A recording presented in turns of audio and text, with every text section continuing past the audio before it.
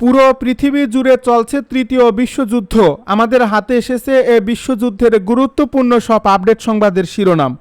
শুরুতেই থাকছে হরমুজ প্রণালী দ্রুত না খুললে ইরানে কঠোরভাবে হামলা চালানো হবে বলছে ডোনাল্ড ট্রাম্প। এবারে জানিয়ে দিব মধ্যরাতে কিয়েভে রাশিয়ার ভয়াবহ হামলা, নিহত 17। আরও থাকছে তীব্র খরায় দানিউব নদীতে দেখা মিলল দ্বিতীয় বিশ্বযুদ্ধের ডজন খানেক জার্মান জাহাজ। সব শেষে জানিয়ে দিব ইরান যুদ্ধে সব ধরনের ক্ষেপণাস্ত্র ব্যবহার করছে যুক্তরাষ্ট্র। এতক্ষণ শুনছিলেন হাতে থাকা আপডেট সংবাদের শিরোনাম, এবারে বিস্তারিত। তবে তার আগে অনুরোধ রইল ভিডিওটিতে একটি লাইক এবং কমেন্ট করে জানিয়ে দিন ভিডিও সম্পর্কে আপনার মূল্যবান মতামত। আরও জানিয়ে দিন ভিডিওটি কোথা থেকে দেখছেন বা কোন জেলা থেকে দেখছেন। হরমুজ প্রণালী দ্রুত না খুললে ইরানে কঠোরভাবে হামলা চালানো হবে বলছে ট্রাম্প। হরমুজ প্রণালী খুব শীঘ্রই খুলে দিতে হবে, অন্যথায় ইরানকে খুব কঠোরভাবে আঘাত করা হবে বলে হুঁশিয়ারি দিয়েছেন যুক্তরাষ্ট্রের প্রেসিডেন্ট ডোনাল্ড ট্রাম্প। মার্কিন সংবাদ মাধ্যম ফক্স নিউজের অ্যাট নাইট অনুষ্ঠানে দেওয়া এক সাক্ষাৎকারে ট্রাম্প এই হুঁশিয়ারি দেন। এই সাক্ষাৎকারে ট্রাম্প বলেন, হরমুজ প্রণালী দ্রুত চালু না হলে যুক্তরাষ্ট্রের কঠোর পদক্ষেপ নিতে হতে পারে। তিনি আরও জানান, মঙ্গলবার ইরানের সঙ্গে সারাদিন ধরে আলোচনা হয়েছে। তিনি আলোচনাকে ইতিবাচক বলে উল্লেখ করলেও সতর্ক করে বলেন, সমঝোতায় পৌঁছানো না গেলে ইরানের বিরুদ্ধে খুব কঠোর ব্যবস্থা নেওয়া হবে। ডোনাল্ড ট্রাম্প আরও বলেন, এই আলোচনায় অগ্রগতি হয়েছে, তবে চুক্তি না হলে যুক্তরাষ্ট্র প্রয়োজনীয় পদক্ষেপ নিতে প্রস্তুত। এদিকে কাতার জানিয়েছে, যুক্তরাষ্ট্র ও ইরানের মধ্যকার যুদ্ধ অবসানের প্রচেষ্টায় মধ্যস্থতাকারীরা অগ্রগতি অর্জন করেছেন। এর ফলে বিশ্ববাজারে জ্বালানি তেলের দাম কমেছে। যদিও প্রেসিডেন্ট ডোনাল্ড ট্রাম্প দাবি করেছিলেন যে ইতিমধ্যে আলোচনা শুরু হয়েছে, তবে তেহরান তা অস্বীকার করেছে। কাতারের আমিরি দিওয়ান জানিয়েছে মঙ্গলবার এক ফোনালাপে যুক্তরাষ্ট্রের প্রেসিডেন্ট ট্রাম্প ও কাতারের আমির শেখ Tamim bin Hamad Al Thani Washington ও তেহরানের মধ্যকার দূরত্ব কমানো এবং একটি স্থায়ী সমাধানের সম্ভাবনা বৃদ্ধির বিষয়ে আলোচনা করেছেন। মধ্যরাতে কিয়েভে রাশিয়ার ভয়াবহ হামলা, নিহত 17। ইউক্রেনের রাজধানী কিয়েভ ও আশপাশের এলাকায় মধ্যরাতে ব্যালিস্টিক ক্ষেপণাস্ত্র ও ড্রোন হামলা চালিয়েছে রাশিয়া। এতে অন্তত 17 জন নিহত এবং 44 জন আহত হয়েছে। দেশটির প্রেসিডেন্ট ভলোদিমির জেলেনস্কি এ তথ্য নিশ্চিত করেছেন। চলতি বছরে কিয়েভে এটি অন্যতম প্রাণঘাতী হামলা বলে জানিয়েছে ইউক্রেনের কর্তৃপক্ষ। বুধবার এক প্রতিবেদন এই তথ্য জানিয়েছে বিবিসি। মঙ্গলবার দিবাগত রাতে হামলা শুরু করে মস্কো। কিয়েভের সামরিক প্রশাসনের প্রধান তিমুর তকাচেঙ্কো জানান, রাশিয়া আবারও ব্যাপক আকারে কিয়েভের অঞ্চলে হামলা চালিয়েছে। এই হামলার সময় 1 ঘন্টারও বেশি সময় ধরে বিমান হামলার সতর্কতা জারি ছিল। একের পর এক ব্যালিস্টিক ক্ষেপণাস্ত্র কিয়েভ ও এর আশপাশে আঘাত হানে। এতে আবাসিক ভবন, গুদামঘর সহ বিভিন্ন স্থানে ক্ষতিগ্রস্ত হয়। কর্তৃপক্ষ জানায়, বরিশপিল জেলায় 9 জন, বুসা জেলায় 4 জন ও ফাস্তিভ জেলায় 1 জন নিহত হয়েছেন। এরই মধ্যে রাশিয়ার ব্যালিস্টিক ক্ষেপণাস্ত্র মোকাবেলায় ইউক্রেন আবারও মিত্র দেশগুলোর কাছে যুক্তরাষ্ট্রের তৈরি প্যাট্রিয়ট ক্ষেপণাস্ত্র প্রতিরক্ষা ব্যবস্থার আরও ইন্টারসেপ্টর সরবরাহের আহ্বান জানিয়েছে।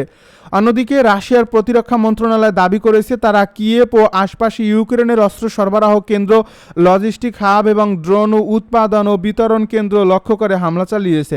এছাড়া কৃষ্ণ সাগরের ওডেসা বন্দরের কাছে অস্ত্র ও সামরিক সরঞ্জাম বহনকারী 3টি কার্গো জাহাজেও হামলা চালানোর দাবি করেছে মস্কো। কিয়েভের মেয়র ভিতালি কিলিস্কো বলেন, শহরের কেন্দ্রস্থলে হামলার পর ধ্বংসস্তূপের নিচে মানুষ আটকে থাকার আশঙ্কা রয়েছে। আহতদের মধ্যে অন্তত 4 জনের অবস্থা গুরুতর। কিয়েভের সামরিক প্রশাসনের অভিযোগ, রাশিয়া ইচ্ছাকৃতভাবে বেসামরিক মানুষ ও অবকাঠামোকে লক্ষ্যবস্তু করছে। সাম্প্রতিক সপ্তাহগুলোতে কিয়েভে রাশিয়ার হামলা উল্লেখযোগ্যভাবে বেড়েছে। এ সময় ইউক্রেন ও রাশিয়ার অভ্যন্তরে বিদ্যুৎ কেন্দ্র, গুদামঘর সহ বিভিন্ন বেসামরিক অবকাঠামোতে হামলা জোরদার করেছে। গতকাল মঙ্গলবার মস্কো অঞ্চলে একটি গুদামে ইউক্রেনের হামলায় 5 জন নিহত ও 10 জন আহত হন। এর আগের দিন রাশিয়ার ক্রাসনোদার অঞ্চলের একটি সমুদ্র সৈকতে ড্রোন হামলায় 7 জন নিহত ও 58 জন আহত হওয়ার দাবি করে মস্কো। তীব্র খরায় দানিউব নদীতে দেখা মিলল দ্বিতীয় বিশ্বযুদ্ধের ডজন খানেক জার্মান জাহাজ। ইউরোপের দ্বিতীয় দীর্ঘতম নদী দানিউবে তীব্র খরার কারণে পানির স্তর আশঙ্কাজনকভাবে নেমে গেছে, আর এই ফলেই নদীটির তলদেশ থেকে দৃশ্যমান হয়ে উঠেছে দ্বিতীয় বিশ্বযুদ্ধের সময় ডুবে যাওয়া ডজন খানেক জার্মান যুদ্ধজাহাজ। গ্রীষ্মের প্রখর দাবানলের মাধ্যমে এই ঘটনাটি এক অদ্ভুত কৌতূহল ও আকর্ষণের জন্ম দিয়েছে। তবে দানিউবের রেকর্ড সর্বনিম্ন পানীয় স্তর কেবল ওই ঐতিহাসিক ধ্বংসাবশেষকেই সামনে আনেন, বরং বিদ্যুৎ কেন্দ্রগুলোকে বন্ধ হওয়ার উপক্রম করছে। পরিস্থিতি সামাল দিতে মধ্য ও পূর্ব ইউরোপের দেশগুলো বিদ্যুৎ সাশ্রয়ে বিশেষ পদক্ষেপ নিতে বাধ্য হচ্ছে। সার্বিয়া ও রোমানিয়াকে বিক্ষোভকারী নদীর ঠিক মাঝামাঝি সার্বিয়ার প্রোহোভো বন্দরের কাছে মরিচা পড়া একটি জাহাজের কাঠামোর পাশাপাশি তারা ভাঙা মাস্তুলটি স্পষ্ট দেখা যাচ্ছে, যেখানে একসময় নাৎসিদের পতাকা উড়ত। অস্ত্রশস্ত্রে সজ্জিত এই জাহাজগুলো ছিল নাৎসি জার্মানির ব্ল্যাক সি বা কৃষ্ণ সাগরীয় নৌবহরের অংশ। যুদ্ধের শেষের দিকে রোমানিয়া থেকে পিছু হটার সময় এবং ইউরোপের ভেতরের দিকে সোভিয়েত বাহিনীর অগ্রগতি ঠেকানোর অংশ হিসেবে জার্মানি নিজেরাই এসব জাহাজ নদীতে ডুবিয়ে দিয়েছিল। ইতিহাসবিদদের মতে 1944 সালের সেপ্টেম্বরে প্রোহোভোর কাছে দানিউবের গিরিখাতে সোভিয়েত বাহিনীর আক্রমণের মুখে প্রায় 200টিরও মতো জার্মান যুদ্ধজাহাজ ইচ্ছাকৃতভাবে ডুবিয়ে দেওয়া হয়। এর মূল উদ্দেশ্য ছিল বলকান অঞ্চলে সোভিয়েত সেনাদের অগ্রযাত্রাকে ধীর করে দেওয়া। তবে এই ঘটনার কয়েক মাস পর 1945 সালের মে মাসে নাৎসি জার্মানি আত্মসমর্পণ করে। পুরনো এই যুদ্ধজাহাজগুলোর এভাবে ভেসে ওঠা সার্বিয়া সরকারকে স্মরণ করিয়ে দিচ্ছে তাদের অসম্পূর্ণ কাজের কথা। ইউরোপীয় ইউনিয়নের আর্থিক সহায়তা এই জাহাজগুলো অপসারণের চেষ্টায় সার্বিয়া অনেকদিন ধরেই করছে। অতীতে কমিউনিস্ট ইউগোস্লাভ কর্তৃপক্ষ কয়েকটি জাহাজ তুলে আনলেও অধিকাংশ জাহাজেই তাজা বিস্ফোরক থাকায় এগুলো নদীতে থেকে যায়। বর্তমানে পানি কমে যাওয়ার কারণে জাহাজগুলো নৌ চলাচলের জন্য চরম বিপজ্জনক পরিস্থিতি তৈরি করেছে। তা সত্ত্বেও 10টি দেশের উপর দিয়ে প্রবাহিত এই গুরুত্বপূর্ণ আন্তর্জাতিক জলপথ ট্রাফিক স্বাভাবিক রাখতে জোর চেষ্টা চালাচ্ছে কর্তৃপক্ষ। ইরান যুদ্ধে সব ধরনের ক্ষেপণাস্ত্র ব্যবহার করছে যুক্তরাষ্ট্র। ইরানের বিরুদ্ধে চলমান 5 মাসের যুদ্ধে যুক্তরাষ্ট্র প্রায় সব নিখুঁত ক্ষেপণাস্ত্রের মজুদ শেষ করে ফেলেছে। অভ্যন্তরীণ তথ্যের বিষয়ে অবগত 3টি সূত্র একথা জানিয়েছে। এতে ভবিষ্যতের যে কোনো সম্ভাব্য সংঘাতের জন্য মার্কিন সেনাবাহিনীর প্রস্তুতির সক্ষমতা নিয়ে বড় ধরনের উদ্বেগ তৈরি হয়েছে। সূত্রগুলো বলছে এসব অস্ত্র মূলত মার্কিন সেনাবাহিনীর স্থল থেকে স্থলে নিক্ষেপযোগ্য ক্ষেপণাস্ত্র, যা আর্মি ট্যাকটিক্যাল ক্ষেপণাস্ত্র ব্যবস্থা এবং প্রিসিশন স্ট্রাইক ক্ষেপণাস্ত্র নামে পরিচিত। এর মধ্যে 2টি সূত্রের দাবি যুক্তরাষ্ট্র এসব অস্ত্রের প্রায় পুরো অংশই ব্যবহার করে ফেলেছে। মার্কিন সামরিক বাহিনী কী পরিমাণ অ্যাটাকমস ও প্রিসিশন স্ট্রাইক ক্ষেপণাস্ত্রের ঘাটতিতে রয়েছে তার তথ্য আগে কখনোই সামনে আসেনি। দূরপাল্লার এসব ক্ষেপণাস্ত্র মার্কিন সামরিক বাহিনীর অস্ত্রাগারের অত্যন্ত গুরুত্বপূর্ণ অংশ, যা নিরাপদ দূরত্ব থেকে শত্রুপক্ষে নিখুঁত হামলা চালানোর সুবিধা দেয়।